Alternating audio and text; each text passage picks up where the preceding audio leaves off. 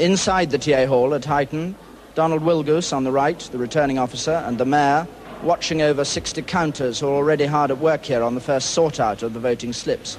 Ballot boxes are arriving all the time. The constituency here has grown by 20,000 since the last election, so no one quite knows when it'll all be over, but we expect round about 1 a.m. or just after. And then, of course, the Prime Minister will be down here to hear the result.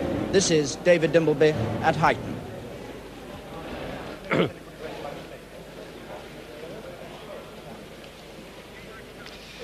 And this is Bexley, Ted Heath's electorate, where if the polls show such a big lead for Labour against him, you would never know to look at Ted Heath here today. He's been touring his electorate, and party morale here, we're told, remains indestructible. It's a complicated election, though, this for Mr. Heath in his own seat. In fact, it could be marginal under certain conditions. He has a majority of only 2,000 in this seat, and you'll see two Mr. Heaths on the board here. That's one of the complications.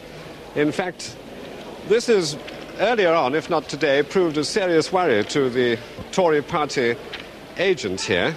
That is the second Mr. Heath we're looking at, who changed his name. You may remember this story in the news earlier. And the official Conservative Party has felt the need to bring out posters like this, which we've been seeing in the streets of Bexley here today, telling the electors to beware of imposters.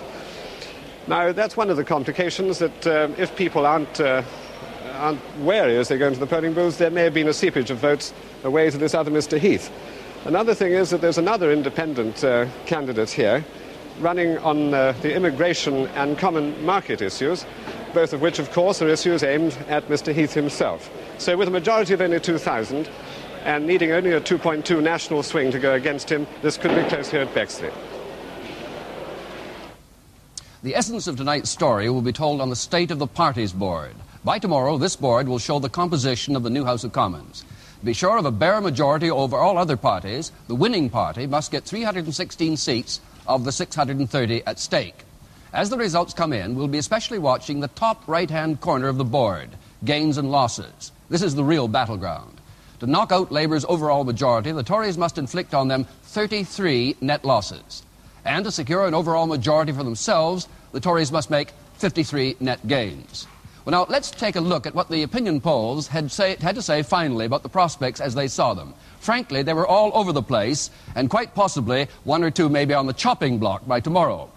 ORC in the Evening Standard tonight was giving a 1% Conservative lead, pointing to a probable majority for the Conservatives over Labour of 20 points. At the other extreme, yesterday, Marplan in the Times was pointing to a 9% Labour lead, pointing to far better than 125, nearer 150 lead for Labour over the Conservatives. Now, the only sensible thing to do in this rather curious situation is to point to the average. Averaging all these up, you get 4.3% Labour lead as the considered judgment of 5 opinion polls. Now, Labour won last time with 7.3. They're pointing now to a 4.3. In other words, the Tories have chopped back the lead that Labour had in 1966 by 3 points. Converted into swing, it looks this way. Here we had the position at the end of the last election, Labour with 111 majority over the Conservatives.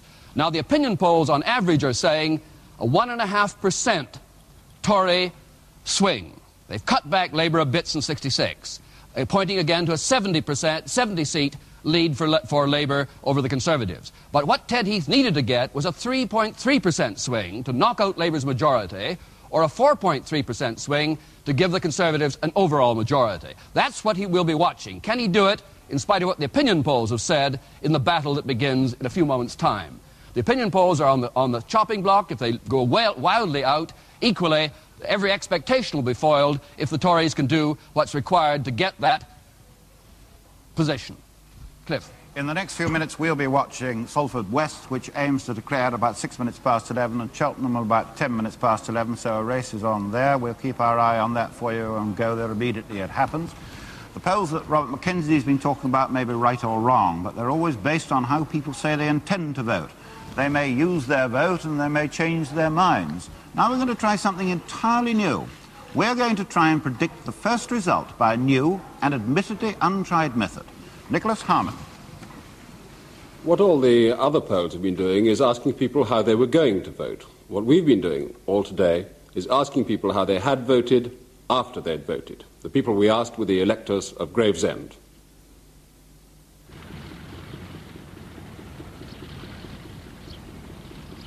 We've chosen Gravesend on the Thames estuary because it's been shown by a computer at Nuffield College, Oxford, scientifically to be the most ordinary constituency in England.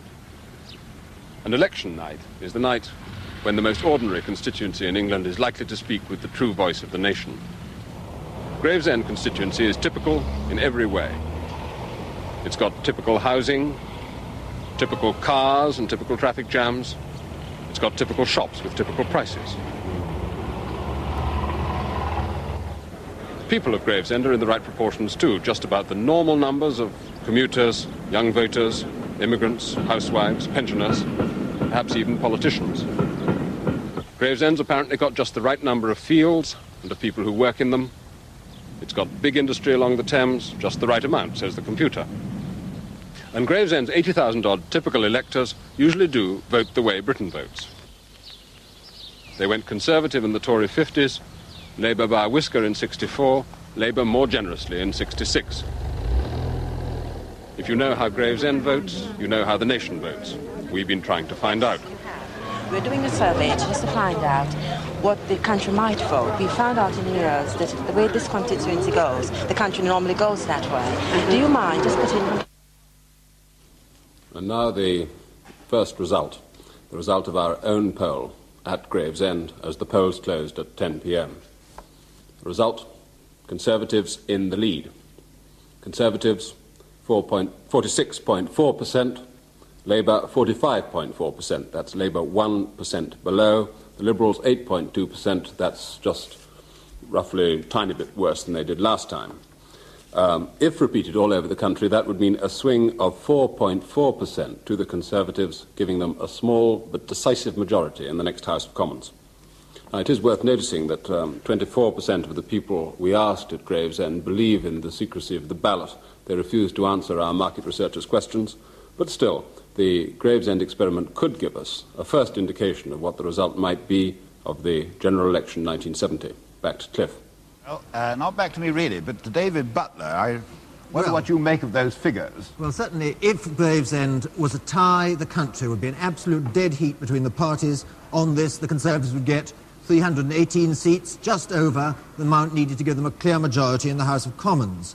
However, a 24% refusal rate would make one rather suspicious of most polls, and I wouldn't rest too much on it. And, of course, this poll is subject to sampling error, just like the polls that Bob Mackenzie was talking about, and therefore one mustn't read too much into it. However, if we take the result in Gravesend as typical, we're in for an extremely exciting and tense night with no clear indication of a clear majority. I'm looking eagerly for the real votes that have come, and we've had the first bit of hard news about that from one constituency where the turnout was down 6% from last time, which would indicate, which would perhaps be good news for the Conservatives, perhaps a mere reflection of a June holiday period. Good. Let's see what's going on up at Salford West. Let's go up to the declaration area there to Salford West and to Harold Williamson. Well, it looks as if Salford West is going to beat all records this year because they're expecting to declare at 11:05 now. Yes, I said 11:05 to the mayor, and he said 11:04 because here it's seconds that count.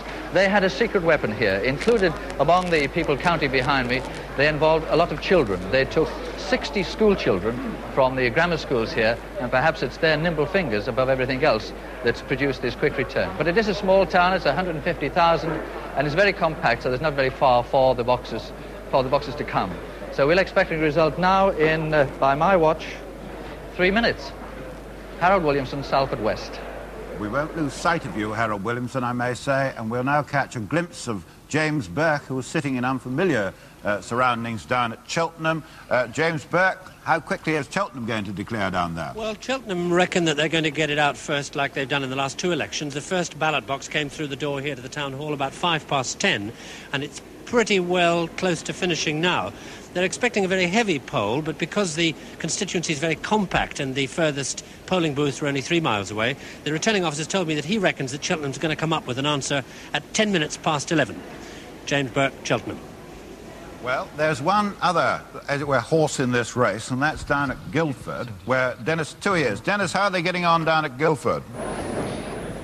It's very close here also, Cliff, at Guildford. The information that we have is that it should be by about 5 past 11. It's really neck and neck with the other two. They've been going pretty fast. They've got a streamlined system. They say that although this is not as compact a constituency as the others, their counting system is the best in the land. They reckon that they can do it in a few more minutes. Well, there are 3 places that we're going to keep our eye on. There is one other place, of course, that we've also got our cameras out, and that is in Wolverhampton. There are 2 constituencies in Wolverhampton, North East and South West. I think most people's fascination will be particularly on South West. Now let's go now to Wolverhampton and to Keith Kyle. They are counting for both constituencies in this civic hall where there was all-in wrestling 2 nights ago. On my left, they're counting for the southwest seat where Mr. Enoch Powell is defending his majority against 5 competitors for the anti-Powell vote, though one tried to withdraw last night. His name's still on the ballot. And on my right, they're counting in the northeast constituency where the sitting member is the Labour member, Mrs. Renee Short. Here, her Conservative opponent, fighting her for the second time, is called Mr. Wright, and he says a vote for Wright is a vote for Powell. Because there are 6 candidates in South West, it seems likely that North East will win the race for the winning count here in Wolverhampton. We are expecting a result in the North East division about 11:15, and in the South West probably about 11:30. Keith Kyle, Wolverhampton. Well, it really is warming up, this, because we're now keeping our eye on about 4 places all at the same time. As we've only got it 2 eyes, that's a bit difficult. Let's go to Salford West now, the taste of honey country. How are you doing up there in Salford? Well, we're still chasing the clock here. The mayor still feels confident that it'll all happen in 2 or 3 minutes from now. But I've been having a look around myself, and I have my doubts. I think it'll take a little while longer than they feel here. But they're very ambitious in Salford. They like to get things done quickly, and they're trying their best. We'll let you know as soon as we can who is right. Harold Williams for Salford. Thank you, Harold. Stanley Orme is the Labour member there at the moment, I may say. I've got a piece of paper here which says the reports indicate that generally there's been a very heavy poll, especially during this evening.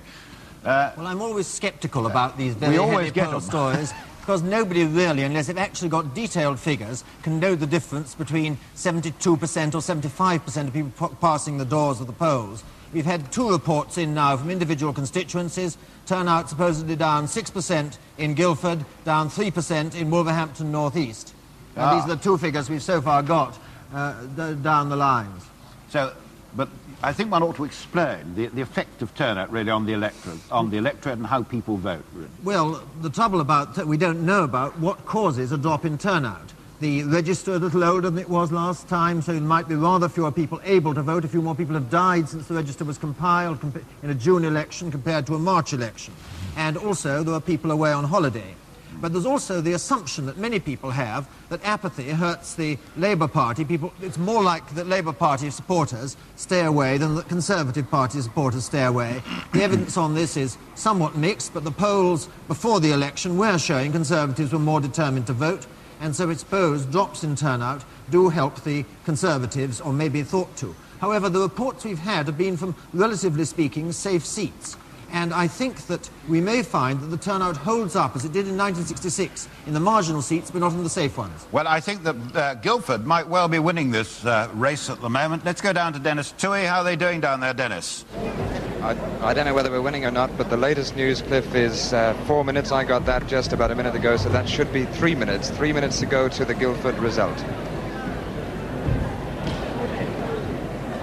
3 minutes to go down there.